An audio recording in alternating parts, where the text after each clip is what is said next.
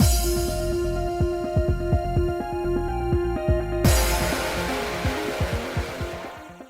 guys, it's Spacey Sims, and we are back with more Butterflies Poison, continuing Hideo's route. Oh, we got our kiss last time. I love it. God, I love how this game does not subvert my expectations. Not like I expect this and it does. It's like I want a kiss now, and it's like like just gives me what I want. And sometimes when you want something and you get it, it's fulfilling, right? Like, it's always like, well, so you might want something, but not getting it's better. And then that's like, what? No, I want the kiss. It gave me the kiss. I am happy. I feel good. I don't feel cheap or weird. You know what I mean? Like, I really, really, really, really, really want something and you get it and you're like, yeah, maybe I really didn't want it. Like, oh, you gotta trust that the universe knows what you want more than you do. No, I wanted this kiss. The game gave me the kiss, and you know what? It feels good. I don't feel weird. It's not like, oh, it was too soon.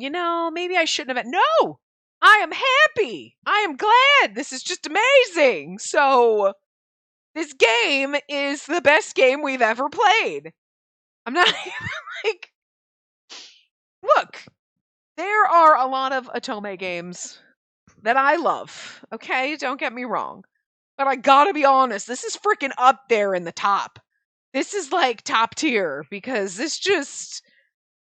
every time I expect something, the game gives it to me, and it's not even like, it doesn't ruin it. You know what I mean? Sometimes you're like, I expect this is gonna happen, and then the game does it, and you're like, well, it's disappointing. I wanted you to like do something unexpected. No. This game is just, you're like, no, yeah. Because it's the good stuff that I'm expecting, and even in the bad endings, you're like, I'm expecting it to be a little traumatic, and they are, and they're great. I'm having a great time. Okay. Anyway, we're continuing, and we're gonna skip this because this is Grandma coming with the marriage talks. Oh, interesting, and that's even making more complicated. Why you gotta go and make things so complicated, Grandma? Anyway. You're right, brother. We have a lot on our plate, whatever the hell we were talking about. Funerals, weddings, like he's just annoyed with things. Okay. Their grandmother's arranged marriage offer does nothing to stop Spacey from thinking about Hideo all the time. I mean, wonder what he's doing now. Thinking about you, wondering what you're doing. I still really love those vases in the background. It's been a week since their distressing farewell. However, Spacey's worried about Hideo Spacey is as worried about Hideo as she is obstinate. That makes sense if I read it correctly. Her nature doesn't allow her to be the first one to establish contact. But maybe Hideo is just as stubborn as she is. I like that she's thinking that. Because, that's again, there's so many valid things that come out in this that I don't know. I'm sure in other games we play, there's so many valid scenarios, but I don't connect with them as easily to go, yeah, no, it makes sense. It's like, this is like, no, I get it. Because I can put myself in this place and be like, I'm not going to call them. They need to call me. See? Obviously, if they're not texting me, it's because they don't like me. And it's like, maybe they're thinking the same thing about you. But like, ding ding, it does sometimes get through your stupid human monkey brain. You know what I mean? Like, so I like that she's got this realness. Like, well, I'm not going to talk to him first, but maybe that's what he's doing. Wait. Huh. It's funny how we might actually be more similar than we thought. She muses and smiles to herself, and now she's amused by it. She's like, I'm not going to talk to him first. He should talk to me first. And maybe he's just being as stubborn as I am. Adorable. You really are in love with this man. She doesn't hate Hideo. Not at all. If anything, her feelings for him have only grown stronger in the past few days that they haven't been able to see each other. Absence makes the heart grow fonder. Right here's the example. And sometimes absence makes it easier to get over people. Really depends on the situation. It's not always absence makes the heart grow fonder. It's never 100% true. But if they're gone and you're pining, maybe you actually care. Or you just need some more time to get over the pining hump, and then all of a sudden you're like, who? Anyway. This is the absence heart fonder example, though. This is like fitting in that little niche over here. Honestly, she wants to run to see him, preferably right this instant. Don't you wish that you would just go run to see him and he would be running to see you and just meet in the middle and be beautiful? She won't be going to apologize, though. She just wants to see his face. Well, what are you going to do with the offer? Her brother levels her with a bored stare, and Spacey blinks. I think I know the perfect girl for him. For Katsue. Yeah, that's his name. Whatever her name is that I can't remember. It starts with an S, and her last name is also an S. SS over here. The SS breaking up that fiance shit. Okay? Let's get her hooked up with Katsue. They're better off with each other than this train wreck and the other train wreck. Me being this train wreck and the other one being Hideo, obviously. She's completely forgotten about the irritating marriage offer that was literally 2 minutes ago. I'm not really interested. So you prefer that man? That guy. She flinches. How did her brother find out about her feelings toward Hideo? However, she soon realizes that he's talking about Shiba, and she internally sighs in relief. That's not funny, brother. Besides, we just lost our father and mother. Marriage is really the least of my concerns. I guess you're right. You can do whatever you want. I'll be right beside you. Our grandmother could have been more considerate, though. Spacey's relieved to know that her brother seems to have no intention of forcing her into marriage, but she suddenly finds herself curious about the story that involves Hideo. She understands that he would have taken she understands that he wouldn't have taken the photograph on a whim. She also knows that he doesn't kiss someone just for fun. But what if Hideo is a change of heart during the time that they can't see each other? Right? So your absence is making your heart grow fonder, and you're not there, and he's like, oh yeah, it's easier to get over her. Cool, my girlfriend seems awesome. My fiance, you know? Come on, bullshit. We know that's not true. He's been pining away since we were kids. What if his wedding with the young lady from the Shirota family becomes inevitable due to some reason she has no way of knowing? Macy feels her chest tighten as she considers the possibilities. Hideo, I wonder what you are thinking now. Don't you wish we could go over and find out? She grows restless, as if something's urging her to do something. Anything. That something's not your brother in this case. The waves of anxiety roll off her without warning, like a premonition of a catastrophe on the horizon. It's the theme of the game. And this family. The next day, Spacey sits in her room, her only company being her worry for Hideo. But then she hears the sound of a car stopping in front of the manor. Fully alert now, she strains her ears before she can catch herself. Is it Hideo? It's probably fucking Shiba, come on. Spacey tries to wait for Fujita to call her, but her patience is short-lived and she quickly gets up from her seat to bolt out of her room. She nearly runs to the entrance hall. It's gonna be Shiba, and he's like, wow, you're happy to see me, and she's like, oh, it's you. When she opens the door, Hideo is not there. Oh, it's Kyoko, okay. That's a good option, too. Hello, my lady. Lady Kyoko. Oh, hey. I was about to ask Fujita to call you. Talking with Lady Kyoko in the entrance hall is Mizuhito. Fujita's there too, standing a short distance from them. And Hideo, well, he's nowhere to be seen. I love the disappointment. I feel it too. You knew it wasn't going to be him, but... She plants her feet, lest the disappointment make her drop to her knees. She puts on what she hopes is her best smile. It's a grimace. It's just teeth. You're just opening your mouth and showing your teeth. And there's nothing in your eyes. You're like, hey, I'm so happy you're here. Hello.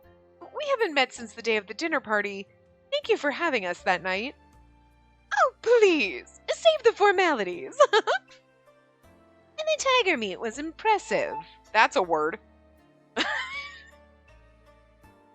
Impressive is a word. You know what I meant. Like that's a good word for it. Impressive. What flattery, master. But I know very well that it was a disaster. That flavor was... Oh, well, the point of the party was to make my father happy. And I'd like to think that I succeeded. Yoko handles Mizuhito's snide remark with grace and stares fixedly at Spacey. So, how are you feeling, my lady? It's been a while since it happened. Thank you for your concern. I'm doing much better now. It's good to hear. By the way, I heard Sheba came to visit the manor the other day. Like, look at her goddamn... I do love her. The shit we've learned about her is shady as fuck, but I'm gonna be honest. Who the fuck isn't... Okay, who isn't a little shady in this, to be fair? Sheba's not too bad. I'll give him that, okay? You know, I don't think he's the best person ever, because he's a little gruff. His manners are not there, as refined as we would like it to be, as a proper lady. You know what I mean? But he's got a good heart. Fujita's banging his master. Like, I'm just saying. Fujita, there's a line, and you're crossing it. But then again, so are we, and we degraded the man into it. So, like, we can't really say that we're any better. You know, you got this shady bitch over here who's gorgeous, and then is, like, pimping people out. You got our brother, who we're gonna have, like, I mean, I feel like Hideo is, like, the most wholesome person. And he's kind of sort of cheating on his fiance, but it's an arranged marriage, so I can give him a slight pass for that. You know? But, like, well, there are all sorts of, there's, like, a little bit of shade. Like, Hideo's mostly in the sun. Sheba's pretty much mostly in the sun. Like, I don't think he's too bad. And, like, I guess Fujita's not. But, like, you got, like, half the characters are like, I mean, there's some questionable shit going on. But, like, whatevs. Nobody's perfect, right? And then you got these shady motherfuckers over here. Like, she's shady. Her brother's a little shady.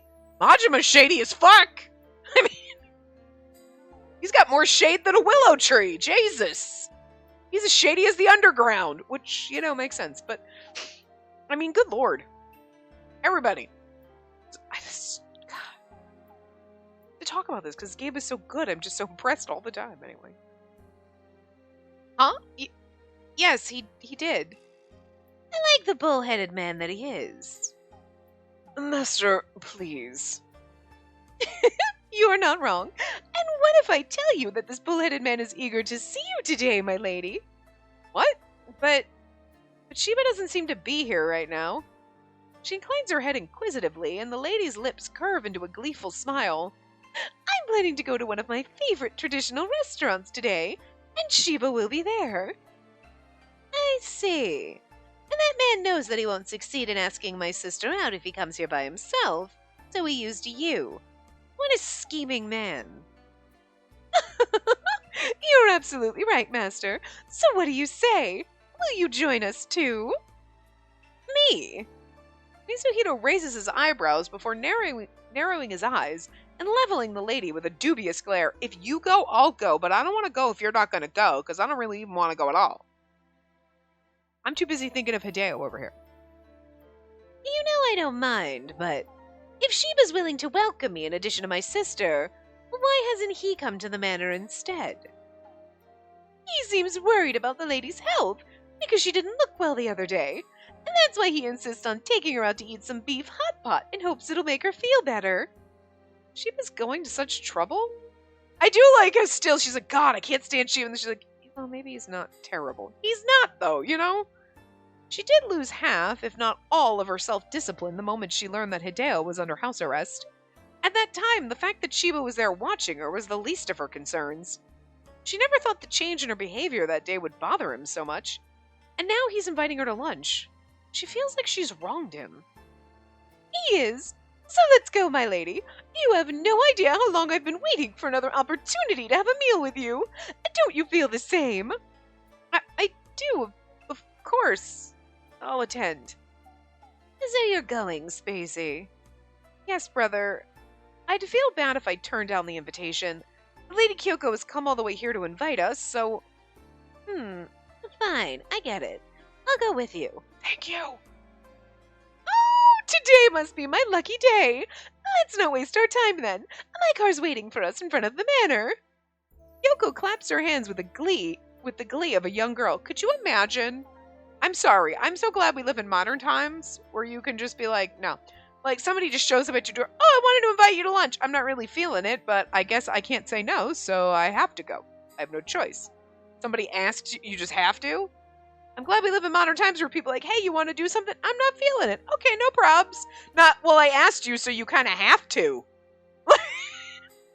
We're like, I mean, she came all the way here, so I guess I have to. People just show up at my house. I'm like, I don't care that you came all the way here. Don't just show up at my damn house. My friends have threatened to do that before. I'm just going to show up at your house. I will kick you in the face. Don't just show up at my house. I don't like it. You need to let me know in advance. Do you want to go to dinner tomorrow? Yeah. Don't ask me today. No, because I probably haven't taken a shower in like 2 days. Like, with the not allowed to drive, I can't go to work. So like, what's the point? It's not like I get up and I get dressed and I look pretty every day. Who gives a shit what I look like? I'm home. Like, this is like COVID 2.0 for me, except for like, I care a little bit more about myself right now than I did during COVID. That was an awful 2 years. You're like, it's going to be a couple of weeks that I get to work from home. Let's order junk food. And then the next thing you know, it's like, it's 2 years and 30 pounds later. That kind of sucks. What the shit? Like, you just got into all sorts of bad habits in that first couple of months there. All the good habits I had that I had drilled into myself, gone. And it's been 3 years and I haven't figured them out yet. So, But I'm just saying, you can't just... No. You can't just spring it on me. You want to go to dinner tonight? No. No, I don't. My plans are to do nothing. You have to, in advance, warn me. Hey, so in like 2 weeks, you want to do something? Sure, maybe. Just warn me a couple days. Don't just show up at my house, though. God, I hate that. I've been sitting, there was like last week, I swear to God, I'm sitting on my couch and like I see someone talking to like my neighbor or whatever, because I can kind of see the walkway, right? And then, like, they come out and someone's knocking at my door, and I'm like, I know I'm sitting here, and you can hear the TV probably through the door. I'm not answering it. I don't know who you are. You're probably trying to sell me something, but no. I want a sign on my fucking door. This is no soliciting, because I do not like strange people knocking on my door. If you are delivering me a package or food, I'll answer the damn door. But other than that, peace the fuck out, motherfucker. Don't come to my house. 2 days in a row, someone's ringing my door, and I'm like, no. No, I'm not expecting, this is not like, oh, it's a doorbell ring and they run away and it's FedEx. No, I know. I saw you walking. You were trying to sell me. I'm not dealing with it.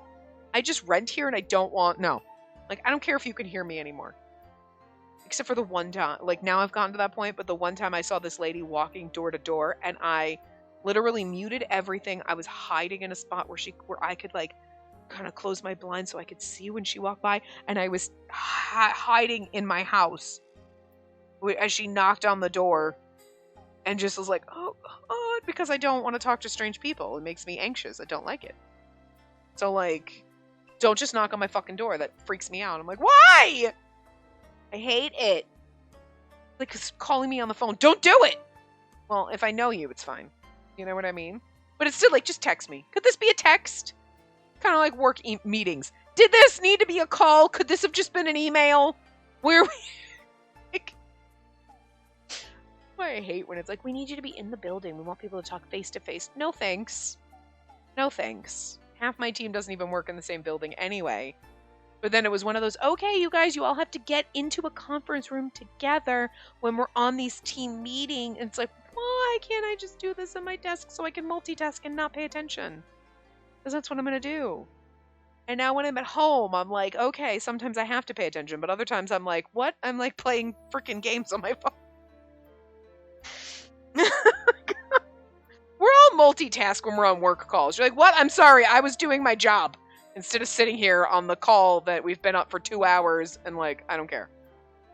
90% of my day. Anyway. So like, no. I'm glad we live in society now where just because someone invited you someplace doesn't mean you have to go.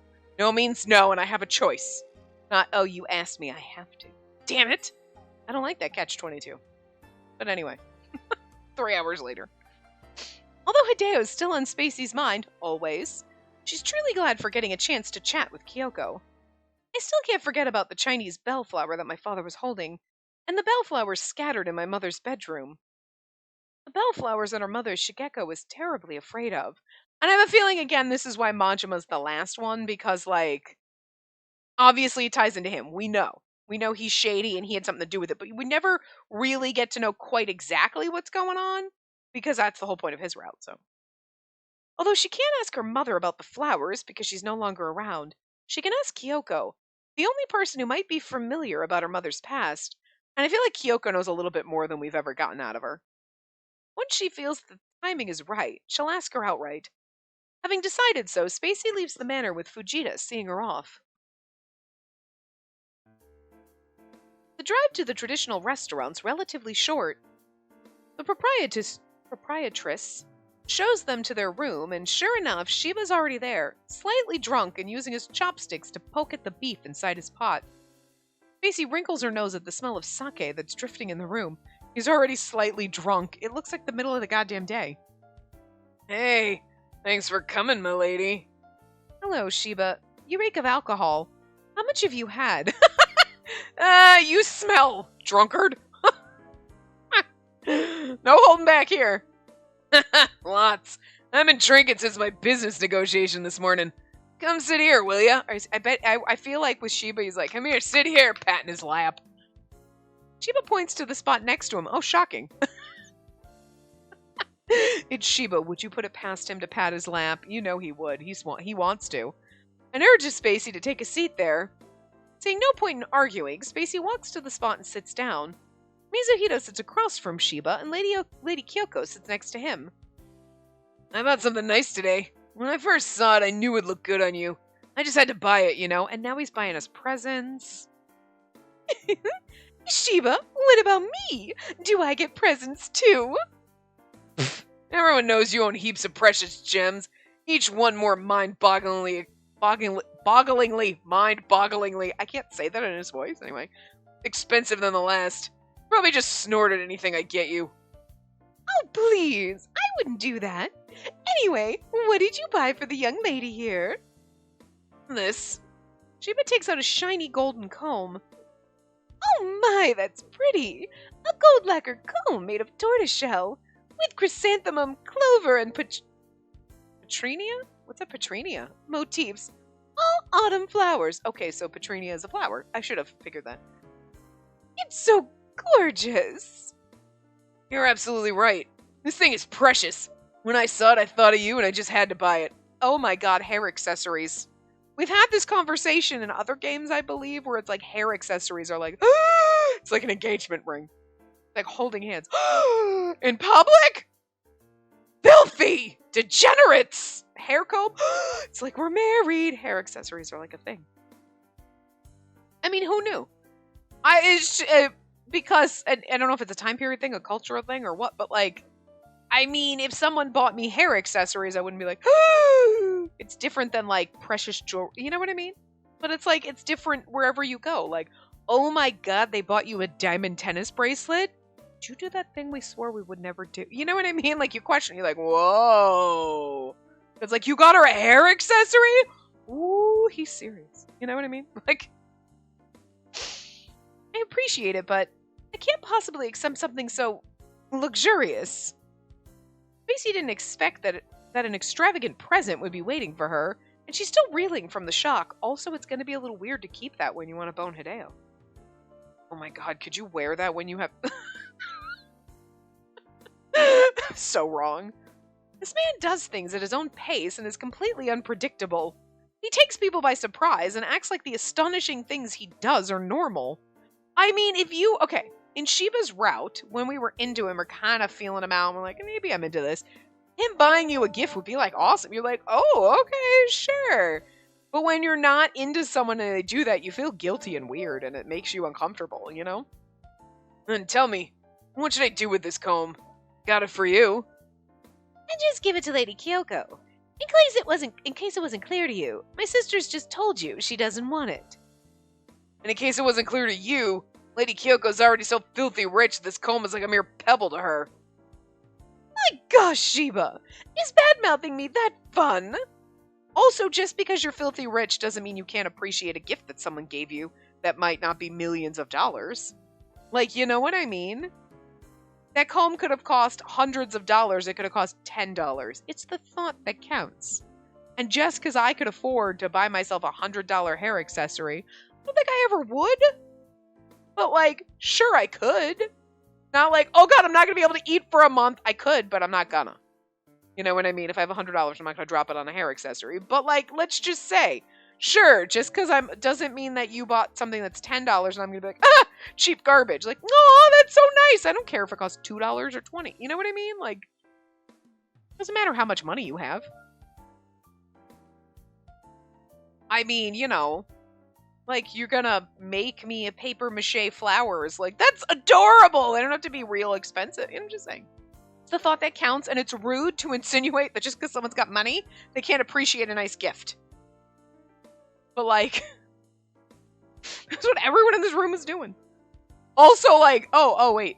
So she deserves something better than me because I'm not as rich as her? Fucking rude. So I'm garbage now? Like, fucking insane. The product of the times and rich people. Rich people are fucking something else. The lady puckers her lips, pretending to appear petulant, and leans forward to whisper in Spacey's ear. This tipsy man's the kind of person who finds a plan to send troops to Siberia this summer worth celebrating. Why? Because he earns money through wars. He doesn't care if cruel riots are going to spread because of the expedition. So, young lady, you must milk every last drop of this brute's wealth. And I'm telling you, you don't have to feel guilty about it. Okay, Kyoko, I'm kind of on... I feel bad for Shiba, but at the same time, like, maybe we don't have to be so perfect. I'll take your gifts. I have no intention of marrying you. And I'm going to wear this sexy comb in my hair when I'm banging Hideo. Hell yeah. That's so shady, but you know what? Whatever. Look, we've done some shady shit before, so... But Please stop feeding my sister talk about wars. Wars, Russia and whatnot, and they're of no concern to her. Mizuhito's making the same blatantly uncomfortable face that he made at the party hosted by the lady when he heard Shiba and a merchant discussing profiting from war. Spacey doesn't know all the details about the principles of it, but she does agree that it's absurd to want to get richer at the expense of war victims. We can all agree. Your brother's right. You shouldn't worry your head about where I earn my money from. Come on, try it on. Oh, wait, Shiba! Shiba reaches out and forcibly tucks the comb into Spacey's hair. Knowing that it wouldn't be right to take it out, she reluctantly lets him do it. Oh my goodness, it looks wonderful on you. I swear anything you wear looks pure and elegant. Oh, well, if he insists, then maybe you should accept the comb, Spacey. And I have to admit that it does suit you. Okay, thank you, Shiba. Mizuhito's like, we can sell it later. Get $20 for it, great. Don't mention it. I wanted to dress up my future bride is all. Spacey nods silently and lets the comb stay in her hair, accepting the gift with mixed feelings. The atmosphere tells her that now isn't the right time to bring up the subject about her mother. Could you have got it for my future bride? So anyway, Kyoko, about my mother's death. She's right, that's a weird transition. Soon, each one of them gets their own serving of beef hot pot, stewed food, and sashimi. And even though it's still bright outside, Kyoko and Mizuhito join Shiba by downing one cup of sake after another. Shiba looks extremely pleased the entire time, and perhaps it's the liquor that's causing Mizuhito, who's usually hostile toward Shiba, to treat him in a friendlier manner than usual. Or now our brother seeing dollar signs. What are the chances that Hideo's coming to the manor to see me right now, while I'm still here? Despite the rather rowdy lunch, Hideo remains the only person on Spacey's mind. She can't stop herself from wishing that Hideo were here, that he were the one sitting next to her. Spacey's lost in her thoughts again. Perhaps noticing the shift in her mood, Lady Kyoko asks Shiba to end the lunch early. Shiba and the lady invite Spacey and Mizuhito out to keep with the merrymaking, but they refuse. The lively feast ends with the siblings being sent home by a car.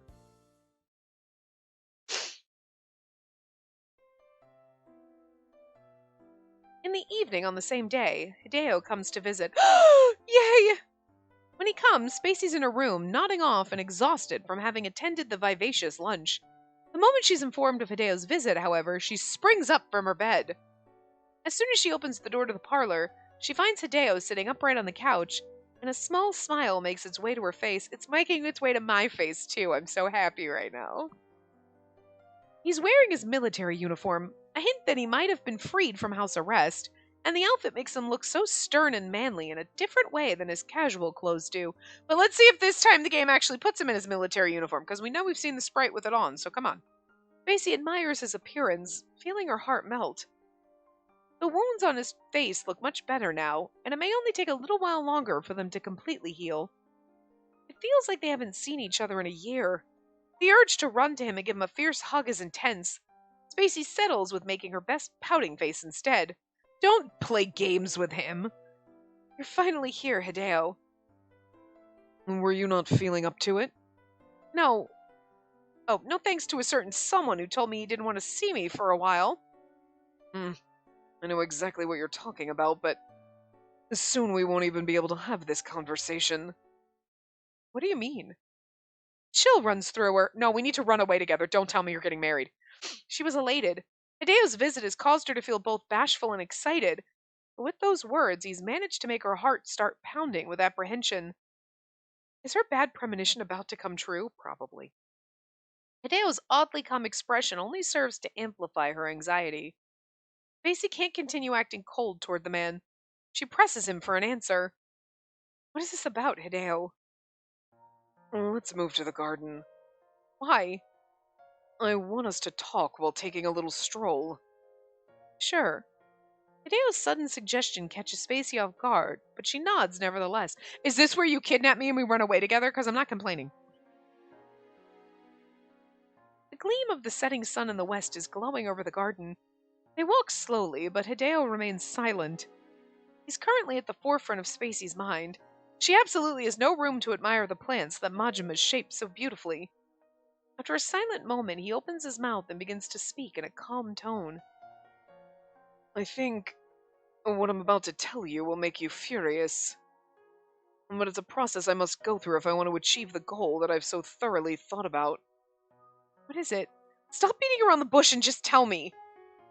I'm not beating around the bush. It's not easy for me to say. She wasn't sure about it before. She sure is now. Whatever he's hesitant about is something she doesn't want to hear. Don't break my heart like this. Something that Spacey will be mad about. It has to be something related to Hideo's arranged marriage. She isn't sure she likes where this is going. Well, he did say we're going to be furious, so I would assume. To think of it, Spacey has never confessed her feelings for Hideo out loud, but he probably has an idea. She let them take the photograph together, let them kiss. And he must be here now to tell her something that will upset her, that will make her feel betrayed. The only reason that she can deduce. She's stunned. This can only mean Hideo is here to tell her that he's agreed to marry his fiancée. Stop it. If you're right and it's horrible, then don't say it. What? I don't want to hear it. I know what you came here to tell me, Hideo. You can't possibly know. Hideo looks at her in surprise and frowns. Did that man tell you about it? Mean Shiba? No, he didn't. But I don't think it takes a genius to figure it out. And then it's not what you're thinking. And there's no way you could know this. Are you so sure? Because I just made the decision today. I volunteered for deployment to Siberia. Why? That's worse! Stay with me, don't leave! What? It takes her a while to register the words Hideo has just uttered, because he probably feels so guilty that he kissed you, and he doesn't want to be with his fiancée and he's going to run away, but no, we love you, don't leave me. You'll be deployed to Siberia? That's always where they send people for the worst possible things, like, the worst possible place you go, Siberia. I don't... Very cold there, isn't it? I don't know, but it's just, in every movie, anywhere, it's like, well, where are you going? Siberia. So it's the most horrifying place you can go. Like, where are you going? Oh my god, are you going to hell? No, I'm going to Siberia. Oh my god, it's worse. You know what I mean? Like, what, is Siberia really that awful of a place? Like, I don't know, but I just feel like they make it so traumatic, you know? And everything. Yeah. Has Hideo really just told her that he chose, out of his own volition, to go to Siberia? See? Everyone's astounded. But why would he do that? She's drowning in a sea of questions. This is where you kiss him and to beg him not to go. There are so many things she wants to ask him, but nothing in her mind makes it out of her throat. She remembers something about Siberia that Kyoko told her this afternoon. Something that made Shiba thrilled. And Spacey has indeed read about this in the newspaper before. This is about the Japanese Imperial Army being deployed to rescue Czechoslovakian forces. Czechoslovakia. I can't say. Czechoslovakia is a really hard word to say. Isn't that why they changed it to the Czech Republic? Isn't that what it is now? Like, they were like, that's a long, we can't. Anyway. Czechoslovakia. It's like a word that doesn't come out of your mouth very easy. Czechoslovakia. Slovakian. It's like my brain wants to keep switching the O and the L. Like, I get dyslexic trying to read this. Anyway. Forces who were captured by one of the armies in the Russian Civil War. Good fucking God. Even so, why must Hideo go? Sure, there's always been the possibility of his being sent to join the troops because he belongs to the army. However, he wasn't chosen. He volunteered. See? It's not what you're thinking it was. No, it's worse. Hideo observes the shock etched on Spacey's face and offers a bitter smile. Stop looking at me with that smirk, because you're goddamn handsome as shit in your uniform with the glasses and that face and those bedroom eyes, and I can't. But I have to do this. I need a reason to break off my engagement, and nothing could make more of an impact than this. You wanted to break off your engagement? His unexpected words are only making Spacey more confused. Are you doing this so that when you come back we can be together? Because that's romantic and stupid. Stupidly romantic. Kind of romantic, but still stupid? I'm torn. How is being deployed to Siberia and his marriage related? Why do you need to go to Siberia to break off your engagement, Hideo? Yeah, see, I don't get it either. Because at this stage, the marriage is almost inevitable. Our families have agreed, and they're working together on making the wedding happen even now as we speak. My entire family's pride is at stake. And as you know, she's a woman from a highly reputable family. I can't just tell them I want to cancel the engagement. Not at this point. Still don't understand. Why are you doing this? If I tell them that I've been ordered to go to the battlefield, they'll let me break up with her. Society's harsh on widows who are looking to remarry. If I died, she wouldn't be able to find herself a new husband. That's kind of cold. That is so, like, fucking women hate right there. That is just... Once again, society in general has been like, fuck women, they suck. Like, you're not allowed to choose for yourself. Your family's going to decide you're going to marry this man. He goes off to war because the government decided he's going to go. You didn't have a choice in any of this. He dies, because again, the universe is like, whatever, he didn't have a choice in that. Nobody has a choice. Well, you know. But like, you're not like, awesome, gonna die in this war. You don't really want to go to war and die. That's not your whole intent. You know what I mean? You're like, I'm coming back. I want to come back. He dies in war, and now you're like unmarriable? You're like, oh god, whoa, lady. Like, it's somehow your fault. It's your fault that your family forced you to marry a man who then was forced to go to war, who died, and that's somehow on you. Like, what the shit? Why? This is what, see, shit like this just makes me mad. Just for the fact that it ever existed, that this poor fucking woman. But, you know, bravo to Hideo for being like, I want her to have a chance to be happy, because it's never going to be with me, but if I go off to war and die, like, she's fucked. So, like, this is a good way to me to get out of the marriage, and for her to, like, not, like, so bravo to you for thinking of yourself, but also something that would benefit her while being slightly selfish about it. Although going to Siberia to do this is kind of fucked up, but still, you know what I'm saying? Like, you're kind of thinking of her while thinking of yourself, so it benefits both of you to be selfish in this respect, so get it, cool, good for you. But, like, how fucked up is that? Or again, a woman, okay, you have kids, and then your husband leaves you. It's totally fine, he can get remarried, but your husband left you, so you're garbage. I'm garbage? Didn't we? Wasn't that in Fujita's story? Basically? Yeah, so my dad pieced out and left my mom, and everyone shunned her because her husband left her. And, I mean, part of that was like, she married a foreigner. Gross. And then he left her, and instead of being like, wow, you poor pathetic thing, we should have known not to marry a foreigner, it's like, well, you're garbage because your husband left you. Foreign or not. It would have been the same situation if Fujita's father hadn't been British or whatever. I'm just saying. It would have been like, you are trash because your husband left you. That's the mentality. And it's sick because it still perpetuates to this day and age. Your husband cheats on you and it's like, well, what were you not doing as a wife? Excuse me? I'm not going to take the blame because he couldn't keep his dick in his pants. Scenario, been there. And I'm not going to lie, that thought went through my head. When I found out right before the wedding that he was cheating, it was like, I can't not go through with it because then it's going to be, what did I do wrong? And that's the fucked up mentality. Don't ever take that kind of responsibility unless you actually fucked up. If you were like, I cheated on them, then that's your responsibility. If someone cheats on you, it is not your responsibility to manage the fact that they can't keep it in their pants. That's not on you. Don't blame yourself. Don't let other people blame you for that. Okay? Because even if you're a shitty partner, even if you're like, oh, I ignored them at every chance and treated them like garbage. You know what? The proper thing to do is that other person is to be like, you're not respecting me. You treat me like garbage. I'm out. You leave and you go find someone else. You don't cheat. There's no excuse for that. Sorry. Doesn't matter how shitty you are as a person. Like, they dumped me because I suck as a human being. Sure. That makes sense. But, like, I wasn't the shitty one here. I'm not perfect. Like, not gonna lie. Like, I'm not awesome. Kind of awesome. Like, you know what I mean? Like, but it's this fucking thing in society of like, well, it's always a woman's fault somehow. Goes back to all those freaking rape things. Where it's like, well, I mean, she was wearing red underwear. Excuse me! It doesn't fucking matter. I could be naked. Doesn't give you the right to touch me. I'm aware that you're gonna look because somebody running around the street naked is a little odd and everybody would be like, excuse me, what's happening here? But like, doesn't give you the right to touch. Okay?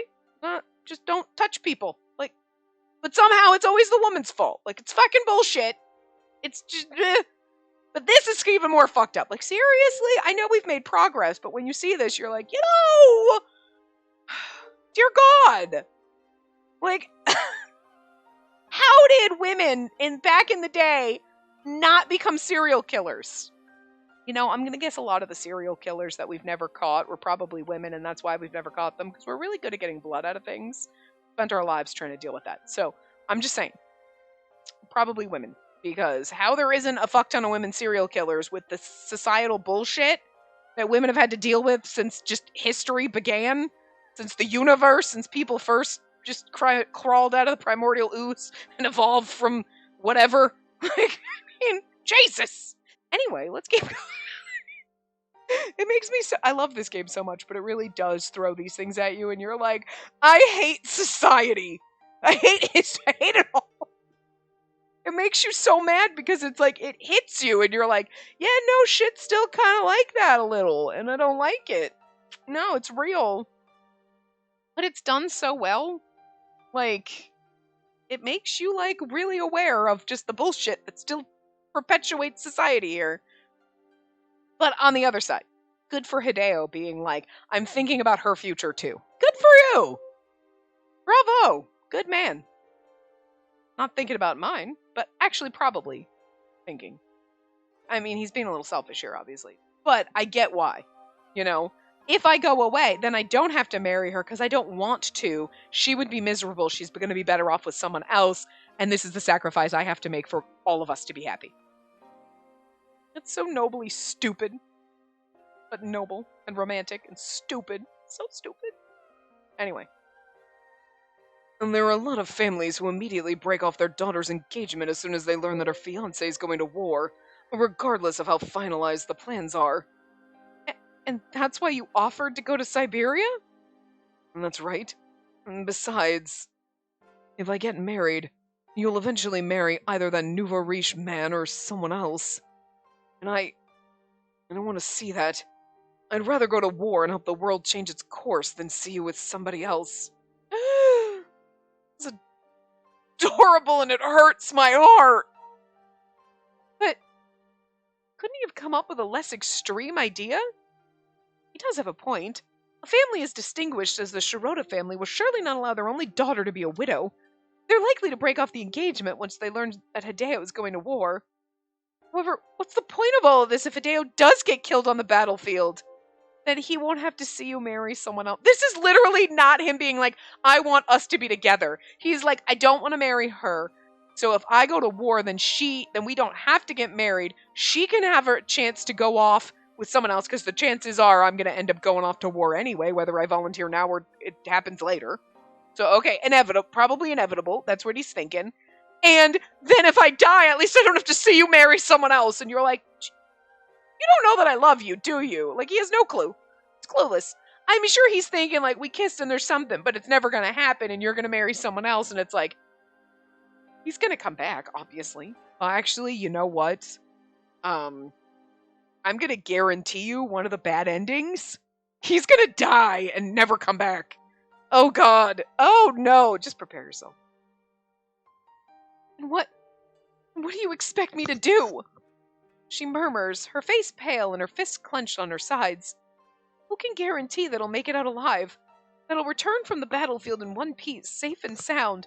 You know what? We should get married, because here's the thing. I know in society, like, no one will want you if your husband dies. Sheba will still marry you, so you do technically have a chance to get married later if you want. Just saying. There's always that option. Sheba will wait for you until he literally dies. He let you murder him, so totally marry a widow. Turn out there. Stacy grows white as a sheet as the blood leaves her face. Her knees feel weak as she looks up to find Hideo looking back at her with melancholy written on his countenance. Can we at least have sex before you go? Because I feel like that'd be fun. If that does happen, then you should rely on the man who gave you this. What? Hideo raises his hand to graze the tortoiseshell comb, which is still stuck safely in Spacey's hair. She gasps. How could she have forgotten to take it out? Now Hideo has seen it. With a heart heavy with regret, she mentally kicks herself for having committed such a blunder. He might not be using the most conventional way, but I'm pretty sure that man genuinely loves you. And the comb looks so beautiful, like it's been made just for you. I'm sure it shows just how much he's thought about you. What? Don't think I follow. A tempestuous flood of intense wow, I can't speak today. Flood of intense feelings. Oh my god. I can't read. Pours into Spacey, and she stands there, lips trembling, and her skin suddenly feels too thin to contain her emotions. Do you have any idea what you're talking about? I don't want to be with a man that isn't you, Hideo. I will return from the battlefield alive. And this is a hypothetical situation. You can't guarantee that! Just let him go. She shouts, unable to bear it. He's like, I will come back, knowing that you're waiting for me. I love it! I love the determination here! Know it as much as I do. As much as anyone does! This is war we're talking about! You could die! I know. Do you? Because I don't think you do! Not when you volunteered to march to your death so that we could be together when he comes back. Again, it's noble and beautiful and romantic and stupid, but I'm here for it. I'm a soldier. At some point in my life, I'll have to sacrifice my life for the sake of this country. And right now, going to war is the only choice that I have. That's why I'm saying you're just going off to die. Why don't you get that? You're an idiot, Hideo. A fool. What? Spacey insults him without even pausing, and Hideo levels her with a menacing glare. Well, this is going to make him mad, and then we're going to have angry sex. Not like when we did it to Fujita, and he was like, I am weak, but he got turned on by it.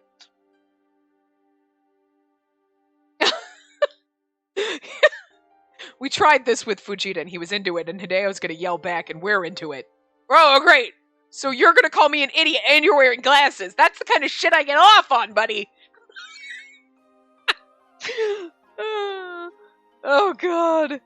How dare you call me an idiot? You're the idiot here. Oh, please. I'm the reasonable one between us. It was obvious from the start that I wouldn't want the man that I like to die. You're being far from reasonable.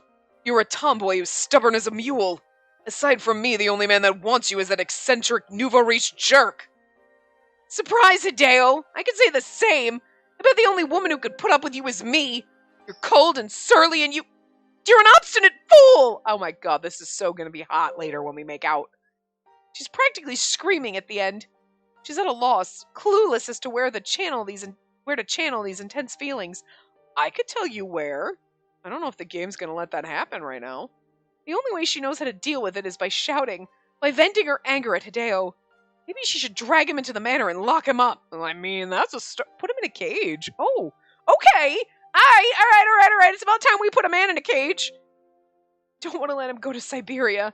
Why does he even have to go? Spacey can't, for the love of everything that's good in the world, fathom why Hideo would choose to go to war. She can't understand his reasoning at all. Again, it's stupid. But I totally get his reasoning, and it's, again, romantic and stupid. Or rather, the situation doesn't let her. After their shouting match comes to a halt, Hideo looks away. No, this is where you have to grab her and shove your tongue down her throat. That's enough, I guess. And we can't talk like this. We should cool down first. We'll see you later. That just shows you how much we intensely love each other if we're going to argue like this. Childhood friends. We're at the frenemy stage now.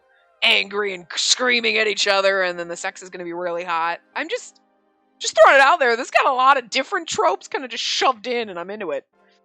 He turns around and takes a step forward to leave the garden. Spacey watches him go, her entire body trembling. Grab him. Dreadful images of his death begin to flit through her mind. Don't let him go. No. Is this going to be our last time seeing each other? What should she do?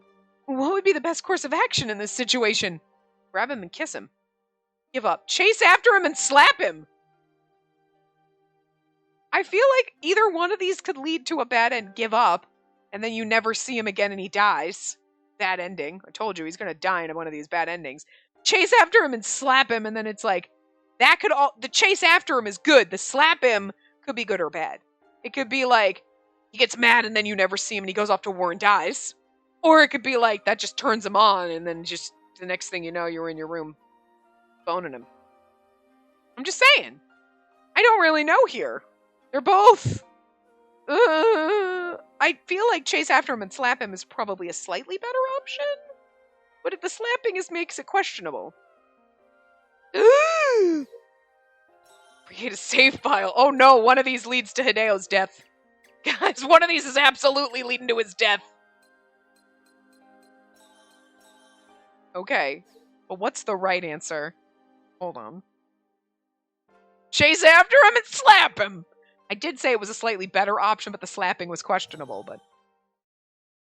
Okay, so all I'm saying is we have to chase after him, slap him, then we passionately make out, we go upstairs, and then we just have some Hideo fun time, right? Come on, Gabe, that's my expectation. Don't let me down. Hideo turns around at the sound of Spacey's voice. She runs up to him and swings her arm. He's gonna grab her. Oh no. She lands a heavy slap on Hideo's left cheek. He staggers back a bit and stares at her wide-eyed, clearly not having expected her blow. Spacey fixes him with a glare, standing straight. Her mind is blank and her breath comes in short pants. She just couldn't help herself. Hideo came to the manor to drop a shocking revelation on her, and now he's walking out on her? Not without doing me first! I'm just gonna say, if there's not at least an intense kiss. He might have chosen to go to war for Spacey's sake, but she has her own take on his decision. She thinks it's a manifestation of a man's self-satisfaction and selfishness. What was that for? Thought I would help you. Oh, help. Wow, I can't read tonight. I'm sorry. Thought I would help you wake up and open your eyes, Hideo. You're impossible. Why do I have to be subjected to your absurdity? Once he's overcome his shock, he reaches out to grip Spacey's shoulders, and his cheeks are flushed crimson with fury. Now's where you kiss me, though. An angry kiss. Can't you see that I came to that conclusion after thorough pondering and agonizing? Sorry. I'm doing this for you. Well, I still can't see where you're coming from, because you never asked my opinion. I decide my own path. Why do I have to consult you first? Don't have to, but then don't go around saying you're doing this for me. Hideo, you're such an idiot. A total idiot. I like that we're throwing these back and forth. You're still going to insult me for it? You little... They're trapped in a heated argument again, shouting in anger on top of one another. I mean, we could be doing other... Never mind. Their exchange of angry shouts in the garden with the sunset in their background seems like it's going to go on forever. One of you needs to just kiss the other intensely. She knows that this is shameless and childish, but with how Hideo is acting right now, she just can't bring herself to care about modesty and manners. My lady, young master, listen, Majima, butt out! Actually, this might be good. Are you gonna make us kiss and make up? Because at that moment, Majima runs up to them, looking flustered. What's going on? Why are you shouting at each other? Majima! The two of them regain some of their composure at Majima's interference. Hideo lets go of Spacey's shoulders and turns away. He must have gripped her strongly, because the second he lets go, she can feel the blood flowing back into her arms. Have you been listening? For quite a while, yes. My apologies. I was actually tending the garden not far from here. I had a hard not to hear you. Majima explains, shifting his apologetic glance from Spacey to Hideo. He was over there laughing, he was like, yes, listen to her pain. Because it's Majima. I know I might be overstepping some boundaries for saying this, but if the two of you don't have long to spend with each other, then please don't fight. Majima's helping us out. Majima's not cock-blocking us, he's actually trying to lift the cock-block. Which is... Weird.